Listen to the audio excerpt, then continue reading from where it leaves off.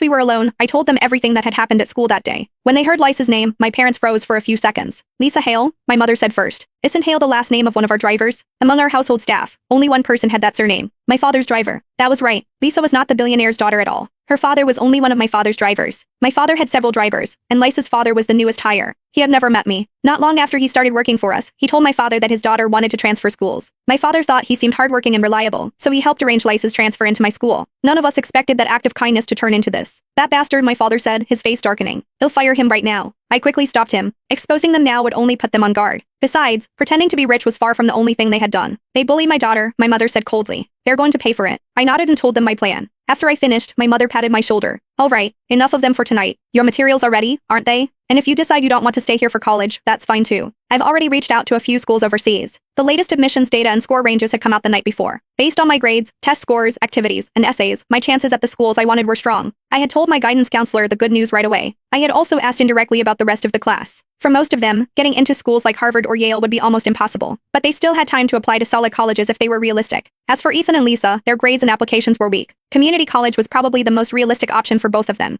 I opened my laptop, checked every application, uploaded the final materials, and submitted everything before the deadline. Then I chatted with my parents for a while and went to sleep. Early the next morning, our guidance counselor posted a long reminder in the senior class group chat. She told everyone to double-check their Common App accounts, submit their backup schools, and make sure they did not miss any deadlines. If they missed this round, they would either have to settle for schools with rolling admissions, go to community college, or wait another year to apply. No one replied in that group, but in another group chat without teachers or counselors, they were all mocking her for being rigid and old-fashioned. They said they did not need backup schools. Lisa would handle everything. A while later, Lisa posted a photo from an overseas resort. I'm abroad right now. Don't worry, everyone. I already talked to my dad. Just wait for your offers. The group chat exploded again. Everyone rushed to flatter her. I looked at the screen for a moment, then quietly left the chat. My applications were already submitted. My flight was booked. I was going overseas for a vacation. The application deadline arrived soon after. I was asleep in my hotel room when my mother called. Sweetheart, the deadline is tonight. Log in and check every application again. Don't let anything go wrong. I saw a story yesterday about a student whose college list was changed by a relative at the last minute. Just check yours one more time. I had never told anyone my username or password, so I thought it should be impossible for anyone to get into my account. Still, to be safe, I took out my laptop. But the moment I logged in, I froze.